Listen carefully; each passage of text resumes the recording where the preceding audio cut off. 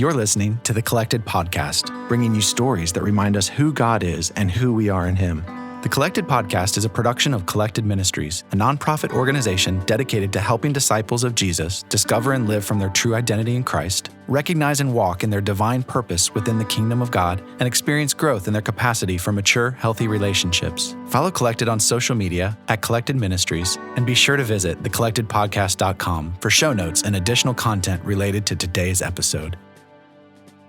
Welcome to Season 4, Episode 10 of the Collected Podcast. I'm your host, Jess Biondo, and this week I am so excited to bring you a conversation with my friend Amanda McMullen. She and I met a few years ago through the hand lettering world. We were both kind of starting out little small businesses, and we came to know each other through Instagram. And she is so talented. She's a teacher, a singer, an artist, and I wanted to have her share with you about her business and ministry, Asher Marie Company, which she'll tell you about in a little bit. But Amanda, welcome to the show. Hi, thanks for having me. Yes, you're welcome. I'm so excited to have you on. So to get started today, I was wondering if you could share with our listeners a little bit about how you came to know the Lord and how you ended up doing what you do today. Yeah, so my faith journey is kind of interesting. So I was raised in a home of professing Christian parents, but we never went to church. And so I always had this longing and desire to know the truth and to know Jesus. And honestly, the biggest motivation in my life when I was younger was to be right and good. So it's kind of funny. I was like a little goody two shoes. I always followed the rules, and I desperately wanted to know Jesus because I felt like that was the right thing to do. So I remember when I was 9 years old, I would ask all my friends who went to church, can I go to church with you? I want to go to church. And so I would go with their families, and my parents would take me sometime. My mom would take me occasionally to different ones. But so I would kind of just church hop with my friends. But really it wasn't until college. And that was when I really, really came to know the Lord. And I actually went on a missions trip to Ghana, a short-term missions trip. And it ended up being, it was supposed to be larger, but it ended up being me, this guy, Sam, and then a father and son. So it was the four of us. So of course the father and son hung out a lot. So me and Sam were buddies on that trip. And he was maybe in his 40s, and his wife and his children came along with us because they were Ghanaian and they were going to visit their family there. And I think just in coming to know me and wanting to get to know me a little bit more, he sort of was this girl has never had any discipleship. And so he poured into me on that trip, but then not just then, but even when we got back, he and his wife had me over constantly. They prayed for me constantly. He would assign me scripture passages. I didn't know anything about the Bible. He would assign me scripture passages and then call me at 7:00 in the morning on a Saturday. I'm a college student, and ask me if I had read the passages. And he was really a spiritual father to me in my life. And I'm so forever grateful for him because he didn't have to do that. He just saw a need and kind of, said, okay, this girl doesn't really know anything. So I'm going to teach her the way of following Jesus because she obviously wanted to know. So yeah, that's my faith journey. That was when I was about 20 years old. So that's when I got baptized and truly gave my life to Jesus. I love how God places people specifically in our lives at certain times to draw us to him. And he sees us and he knows what we need. And the way he pursues us, it's so intimate and so specific. Yeah. I just love that about him. Me too. Yeah. So as you grew from there and continued on your journey, what ways would you say that God has shown up in your life that were different than what you expected? So, okay. Honestly, I feel from the time I was 20 through now, I'm 31, about to turn 32. I feel God, my journey with the Lord was almost, pretty predictable, I guess. There were things that needed to be dealt with and healing and things like that had to happen, and consecutive. But it was always like a deeper entering into more joy, more peace, more all of those great things until I turned 28. So I guess it was about 7 or I guess I was 20. So about 8 years of me really following the Lord and kind of just having it be predictable. Like, wow, this is the Christian life, like more healing, more joy, and all of these things. And then when my husband and I started trying to have a family, we had been married for about 3 years. And we were like, okay, let's start to try to grow our family. And we tried and made it to about a year. And that's like when the dreaded appointment has to be made with the OB saying, okay, why aren't we getting pregnant? What's wrong?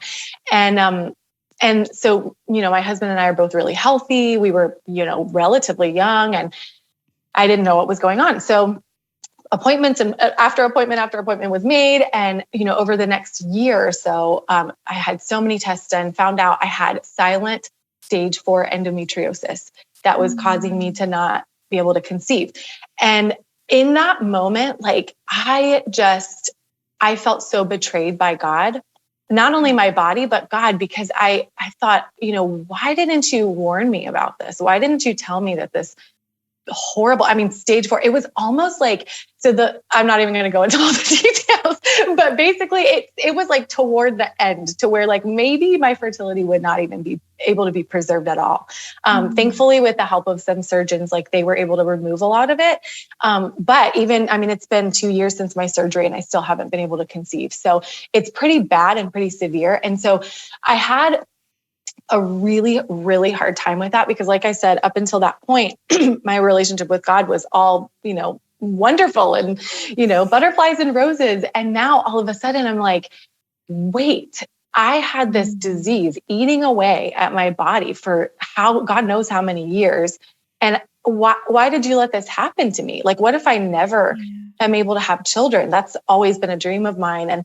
And so that kind of like made me just kind of go down into this deep, dark valley, like the dark night of the soul. This month actually marks our, like the end of our 4th year of walking through infertility. So March will be year 5, entering year 5. So it's been quite a long time. But I will say that God, okay, so I know you guys like to talk about Enneagram on your podcast, and I'm an Enneagram 7. And I'm very naturally joyful, very optimistic. That's been my whole life. It's like no challenge is too hard. And like, we can always see the bright side. Well, I could not see the bright side of this. It was like a true test. And so, my natural tendency is toward optimism, toward joy. But I guess to answer your question, like, I didn't expect that God would show up in lament and the practice of really diving deep into grief.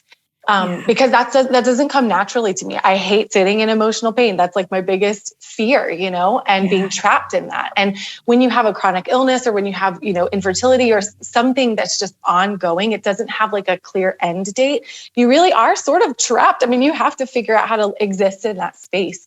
And so, the Lord taught me a lot about lament, and he really met me in that. So I can talk a little bit more about that if you would like. Yeah, I would love that, especially if you have kind of a word for someone who is nodding along with you, or maybe just feels those tears welling up because that's where they are. And they're, years into this season of waiting, or the chronic illness or the infertility or whatever it is for someone out there, that you are just speaking directly to their soul. Like, what encouragement or hope do you have for them?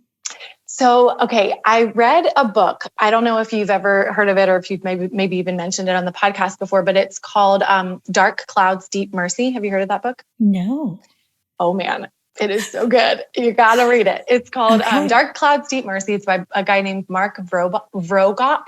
And that book honestly changed my life because he has this quote, and he sort of starts the book by saying that lament is the bridge between a hard life and worship. And that spoke to me so much in my deep emotional pain, because I felt like I could not worship. I would go to church and I'm like, how can I work? I honestly was so mad at God, but because of my like tendency me to just be joyful all the time. I was like, no, I'm not mad at God, kind of like hiding it, shoving it below the surface. But once I realized like God gives us permission to grieve, and the grief. And I think this is another thing, like my fear was that I was going to be trapped in emotional pain. If I really went into lament, if I really told God how I felt, if I really explained to him how angry and betrayed I was, or I felt by him, then I would just be in the pit forever. I would never get out. But I love that quote and that whole book talks about that, like how lament is a bridge. It's not somewhere where you just get stuck. Like that's bitterness, that's resentment, and you can get stuck there for sure. But I guess what I would say to somebody who is experiencing something really painful over a long period of time is like, don't be afraid to tell God how you feel. Don't be afraid to really cry out and be honest. I mean, like Psalm 13 says, how long, O Lord, will you forget me? Will you forget me forever? How long will you hide your face from me? How long must I wrestle with my thoughts and every day have sorrow in my heart? And so, I mean, like these words are in the actual Bible, and like you can pour out those feelings to God. And I mean, David is literally saying, how long are you going to hide your face from me? He's telling God, you're hiding your face from me. And obviously God doesn't hide his face from us, but sometimes it really feels like that, And so if David, who is beloved by God, can say, why are you hiding your face from me? Why are you letting me experience suffering all the day long and sorrow in my heart? Then we can certainly cry out to God. And you're not going to get stuck there if your heart is for Jesus. Like if the deepest cry of your heart is to know him more, you're not going to get stuck there. It's going to build a bridge to worship, because I mean, we can't worship in spirit and in truth if we're going to not be truthful about our feelings, and like God can handle those things. Yeah. Oh, that's good. That hits. That hits, yes. Yes. Oh man. So as you've walked through this, then, you said the first part of your faith journey with God was the highs and, all this joy and all this good stuff and healing. So how has God deepened your relationship with him and taught you new things about his character through this? Like, what do you love about the character of God now even more? Yeah. Well, I feel like I have gone through, oh man, if I could just tell you, like, I have gone through such a pit for the past, like, honestly, it's been kind of recent, like within the last couple of months that I've really started to just like dive deep into who God truly is. And I feel like, again, with like lamenting and bringing up the painful feelings that you have of betrayal, like when you speak those things out, when you say those things out loud, it kind of like, it makes you aware of like how untrue some of the things that you're believing are, And so I feel like in confessing the things that I was getting wrong about God, and like, being honest with him about how I felt about the situation. I felt like it forced me to like really confront who he truly is. And that's the thing too about the Psalms of Lament. If you read the Psalms of Lament, and there's like a bunch of them, I think there's like, 60 or 70 of them, they always follow a sort of arc where, there's like this crying out to God. There's this complaint of like, what are you doing? Where are you? Why is this happening to me? And then it goes into an ask, God, will you restore me? Will you like take this away from me? Or will you, there's like something that you ask him for.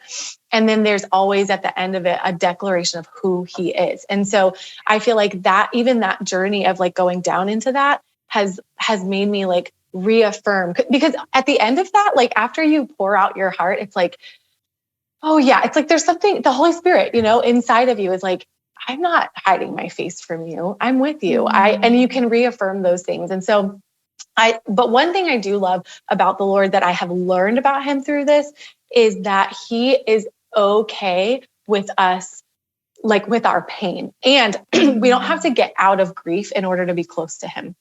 Like, I think that's a big lie that I believed, it's like, and I feel like also as Christians, we just sort of fall into that pattern of just like trying to fix people's problems. And girl, if I could just tell you, I mean, all of the times where I have opened up to someone about like, you know, what I'm going through, and they immediately try to fix the problem. They immediately try to, oh, well, you know, whether it's like trying to give me medical advice, which you should never do.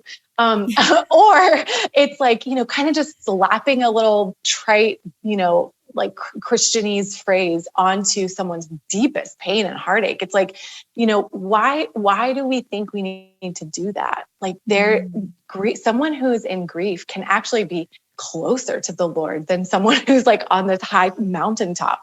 And I think that's something that has shifted in my thinking a lot, is like, you know, the moments when I'm at the lowest and when I'm feeling just like overwhelmed by sorrow and grief, like the Lord is right there with me. He's holding me, he's comforting me, and he's like my father. I really feel like that's the thing that he's just been showing me and correcting all of these like misconceptions that I have about his character. Like it all comes back, at least for me in this season, is like his fatherhood. Like he is a good father and he loves us. He cares for us.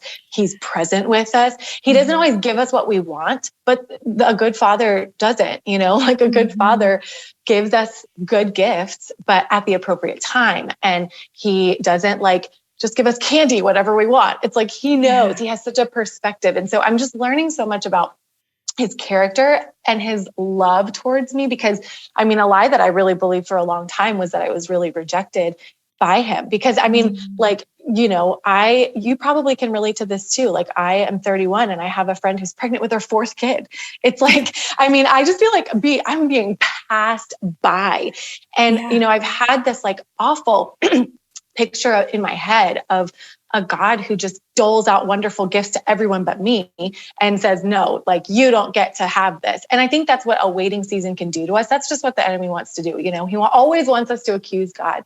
And so I feel like when you're waiting for something over a really long period of time, like we were talking earlier about singleness and how that's a similar journey too, or chronic illness or infertility, or, I mean, there's so many things. Maybe it's a long season of like struggling financially. There could be so many different things. Or maybe you're older and you have, you know, an adult child who's not following God or like going off the deep end. I mean, there's just so many things where we just wait and wait and wait, and we're still not seeing our prayers answered.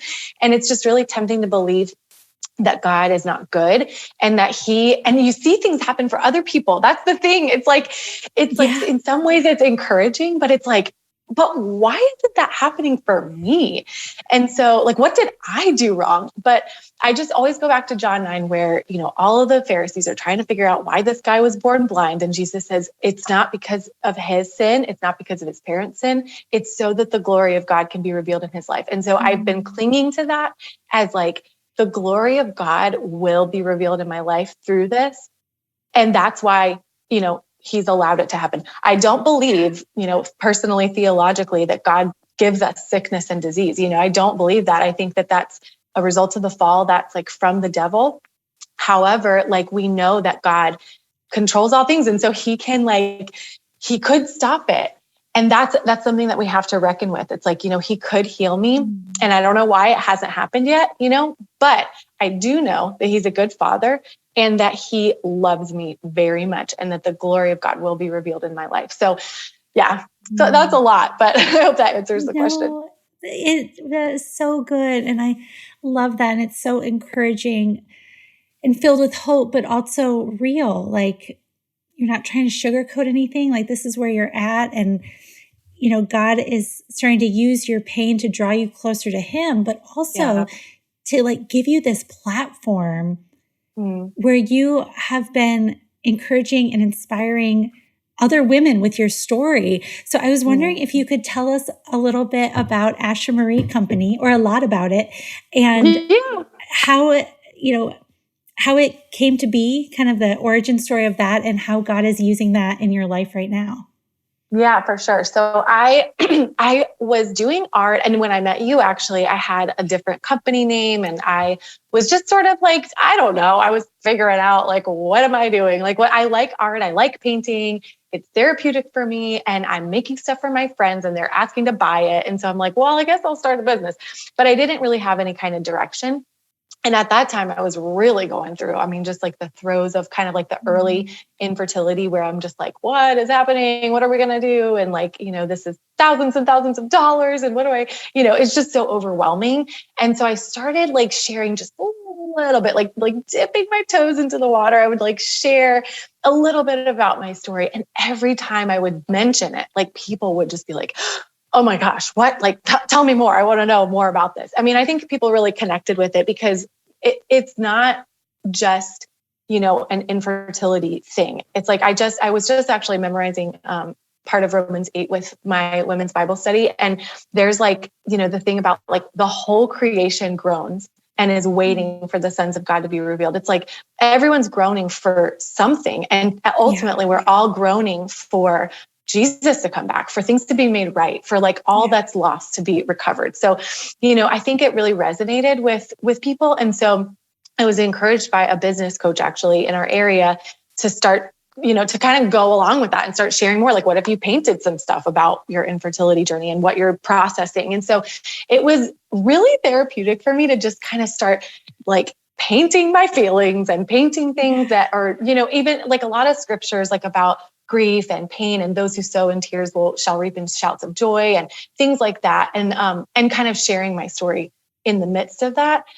And it's been amazing. Like I've connected with so many women who are going through the same thing. Like I have all these Instagram friends that I've like never met who are so amazing, who have supported me on my own fertility journey, who I've been able to encourage. And like, there's some that we like use Voxer, like multiple times a week. We just Vox each other encouragements back and forth. And like, I've never met these people in real life. Like, it's just, I don't know. It's been so amazing because, we have to hold each other up. Like we have to encourage each other through these kinds of things. And I feel like, as much as I can like rail against social media sometimes for all of the bad things about it, one great thing about it is that it does connect people who, because before social media, I knew like literally one person in my life who had struggled with infertility, and I can't just talk to her constantly. You know what I mean? It's like, I can't just put that burden on only this one person. So that's what has been really cool, is it's connected me with women all over the country and even the world. Like some people, even not even in the United States, who are reaching out and who are connecting with the message. So yeah, it's been really awesome. And what is the heart behind the name? Oh yeah. Okay. So, I knew I wanted to have something to do with motherhood. So I wanted to use my middle name, which is Marie, because, it's my middle name. It's my mom's middle name. It was her mom's middle name. It was her mom's middle name. It's like this legacy middle name. And so, and it's all of my aunt's middle names. And so I was like, okay, this like has a theme of motherhood. I'm going to use the name Marie. And I was like, I thought about maybe using my grandma's name. I had a couple ideas, but then I was like, let me check into the meaning, let me check into the meaning of the name. And I knew the meaning of my first name, Amanda, but I didn't know the meaning of Marie. And it comes from Mary, which also comes from the root word mar, which is bitterness. And I was like, oh, dang. And then it can also mean wished for child. So bitterness and wished for child. I was like, okay, Lord, are you speaking to me? Like, what is this? And so I was like, okay, it can't stop there. Like, I can't just call it like Mariko or something like that. Like, it can't just be like bitterness and the wished for child. Like, and so I was thinking, okay, what's a biblical name that means something counter to that? And so I've always loved the name Asher, and I know it means laughter. And so it can also mean joy. So I decided, I was like, what if I put them together? So, but I chose at first I was thinking Marie Asher, Asher Marie, but I decided to do Asher first because I wanted to show like the prioritization of laughter and joy in front of, like before and over, like triumphing over bitterness while you're waiting for a wish for a child. So it's kind of a long explanation, but it means something to me. And it's really special to me. That all of those elements kind of tied together, and it's part of my name, but it's not my name. So, it's kind of cool. Yeah. I love that. I mean, I think it's just a prophetic name too. Right.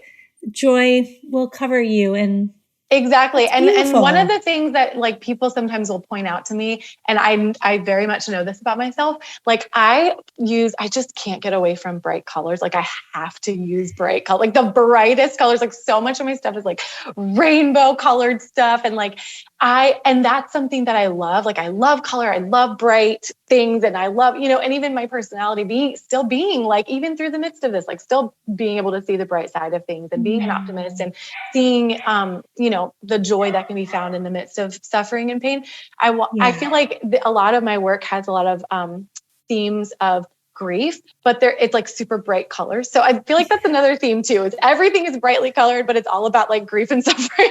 So it's kind of funny. It's like, but that's the thing though. Like our life is filled with, trials. Jesus said that we would have difficulty in this world, and our lives are filled with trials. And if we can't also like hold space for joy in the midst of that, like we're not going to make it. Like we got to find space for joy even they can coexist, Yeah. What are some ways that you have made space for joy in your life and that you've clung to that and are claiming that maybe over your marriage and your life and your business or any of those areas? Well, okay. So I feel like anytime I'm tempted to be depressed or, whatever about my situation, I always turn to thankfulness. I just feel like that's gotta be the way, like we have to thank God because we've been given so much more than we deserve.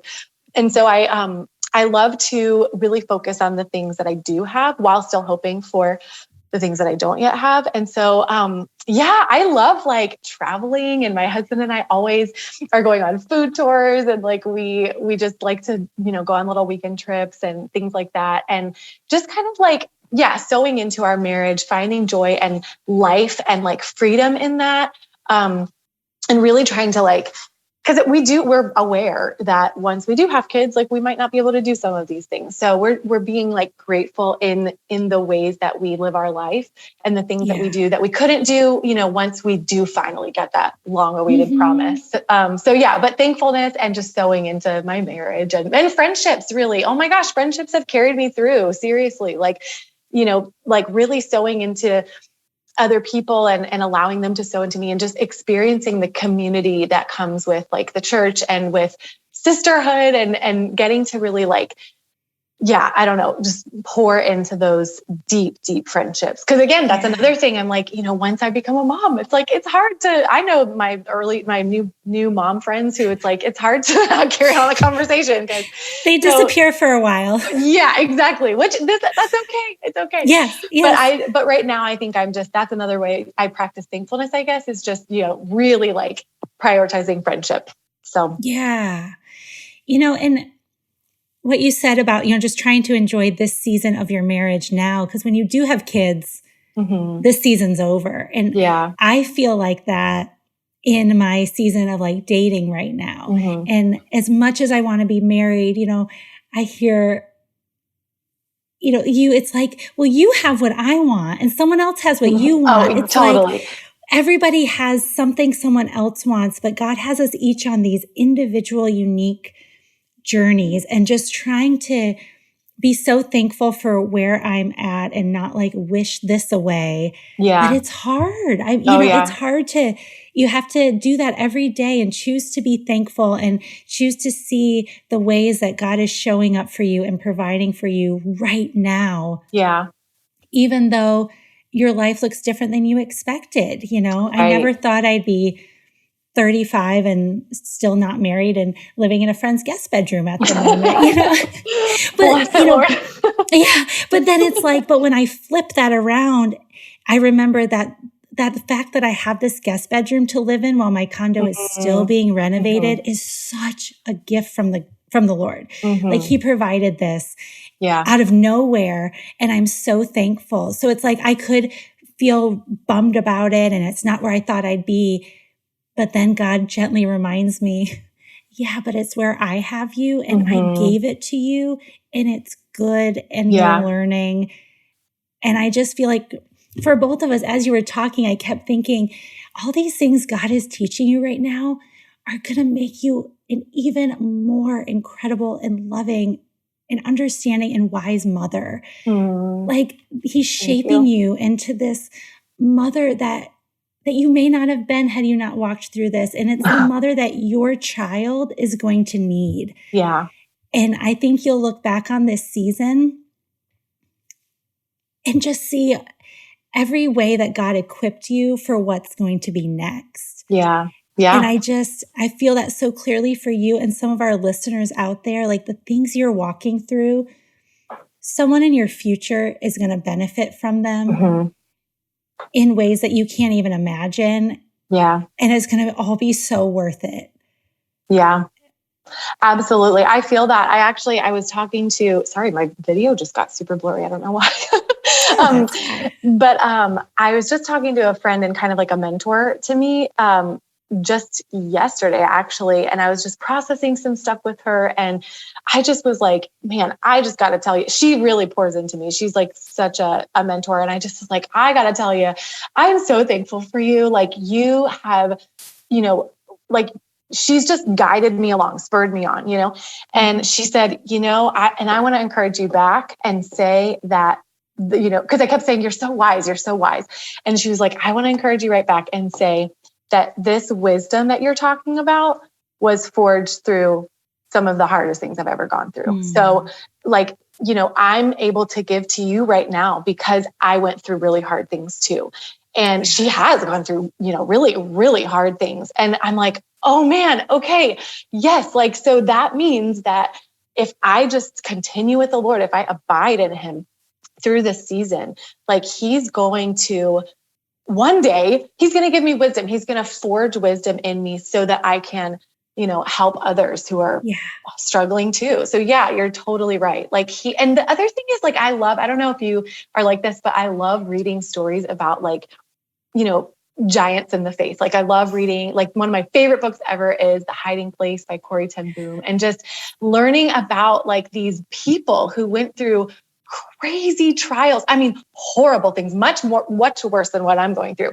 And it's like and I look at them in awe and I'm like, wow, look at their, perseverance, and look at like all that they're giving to me, even decades and hundreds of years later, through their writings and things like that. But like, we just don't want to go through the hard parts that kind of like forge that in us. But that's the way, like it says that we will share in his glory, provided we share in his suffering. So there is, obviously that's not God's it's not his will. It's not his way, like he didn't create things. He didn't create us to suffer, but in the redemption of all things, like every bit of suffering that's caused by the fall will be redeemed. And that gives me hope. And I believe that even in my life right now, in the land of the living, like I will see redemption from all of these things in what you're talking about, being able to minister to people, being able to, help encourage someone who's going through something similar. So for sure. Amen. That is so good. So we are almost out of time. So what did we miss? What is a final thought that you would like to leave our listeners with today? Okay. So I wanted to share just really quick, like, for people like we were talking about who are going through like a long-term waiting season, or who have been praying and praying and praying and not seeing their prayers answered. I want to encourage people like with this, there's another podcast called The Place We Find Ourselves. Do you know that podcast? No, it's a great one. Look it up. Okay. Oh yeah, it's really great. And it's by a Christian therapist, and his name is Adam Young. And he has this one episode about hope, and how hope is a battle, and how hope is not this fuzzy, warm thing. It's actually like something that we have to fight for. We have to, but a lot of people give up when their prayers are not answered because, and then they, create a theology around it. They say, oh, maybe God just doesn't want that for me, so I'm going to stop praying for that. Like they just kind of give up, which I get it. It's easier to do that. But one of the things that he said that like really stuck with me is that God is the only one who gets to decide which prayers he says yes to and which ones he says no to. We don't get to decide that. Our responsibility is as children. And I mean, children just ask for things unashamedly, like it doesn't matter. They don't say, oh, well, she probably isn't going to give that to me, so I'm not going to say it. They don't care. They ask you, And so I just feel like there's such a freedom to ask the Lord. And I know it's hard when you don't see your prayers answered, but like just trust in God that he's the one who gets to decide that. So many prayers are answered that seem impossible. And then, others for whatever reason are not, but he's the only one who gets to decide that. And so just to like meditate on the character of God and remember who he is, because that's what's taken me through, this long waiting season of just not, seeing the desires of my heart fulfilled, just like meditating on the character of God and being persistent, not only in your prayers, but also in your fight to believe the truth about who God is, because it's just really easy to fall prey to the schemes of the enemy and believe like that God's not good because he hasn't answered my prayer yet. And it's just not true. Like he's so good. And right now there are treasures in your life, in the hard place that you're in, that like he wants to reveal to you right now. And it's not going to be forever because everything changes in life. Every season, it's like nobody is in one season forever. So it's going to change. So get the most out of where God has you, I guess is just what I would say. And don't give up hope and don't believe the lies that God's not a good father, because he is a good father and he loves you. So that's all I wanted to say. That is amazing. A perfect way to end. Amanda, thank you so much for being on today. Yeah, thanks, Jess. I loved that conversation with Amanda, and I love how we connected a few years back, like I said at the beginning, over our art. And, we were following each other on Instagram and both doing hand lettering and both reconnecting with this creative side that God had put in us. And the thing about creativity is that every single person is creative. You may not feel like you're artistic. Maybe your strength is not painting or singing or drawing or something like stereotypically artsy, but we are each creative. Our very lives are an act of creation. Erwin McManus talks about that in his book, The Artisan Soul, that everything you're doing is creating the life that you were meant to live or you were designed to live. And, we are that way because we're made by a creative God and we're made in his image. And so in my Bible study this week, we've been diving into the first name of God in the Bible, Elohim. Genesis 1:1 starts out with, in the beginning, God created. God, the word there is Elohim. And it's used in Genesis 23 times to talk about God creating. He is a creative God. He created everything out of nothing, Hebrews 11:3 tells us. That kind of has stuck with me this week as I've been reflecting on that and thinking about God creating everything out of nothing. He can still do that in our lives today. He can take nothing and make something. Like when we feel like we have nothing left to give, we have no resources left at our disposal, that is when God can just blow us away by what he can create. I mean, since the beginning of time, he has been creating beauty out of chaos. He's been creating beauty where nothing existed before. And he has made it good. And I know there are so many things in this world that are broken, so many people hurting, so much pain and suffering. And yet I believe that God is still in the process of making it good, and that we won't see the full redemption until Jesus returns and we have the new heaven and the new earth. But God will not leave things broken. It's not in his character. He is a good creator, and he will restore things to that good state that he originally intended. And I just pray that you see glimpses of that in your life this week. Look for his goodness. Look for his creative nature. Get out in nature and see the things that he has created and try and appreciate the beauty around you. So I'm just going to leave you with that today. I hope you have a wonderful week. I love you very much, and I am praying for you. So we'll see you next time. Thank you for listening to the Collected Podcast. Please be sure to subscribe, rate, and review. And if you like what you've heard, we'd love it if you'd help spread the word. Check back here for new episodes dropping every other Thursday. You can follow along on social media at Collected Ministries. You can also find Jess at Just Biondo. If you would like to support Collected by making a tax-deductible contribution, please visit collectedministries.org/donate. Collected proudly supports and partners with Flourish Kenya, a nonprofit working to support and prevent unplanned adolescent pregnancy in rural Kenya. Learn more at flourishkenya.org. The Collected podcast is produced by Ben Biondo and edited by Jacob Early. Music is by Asaf Elon.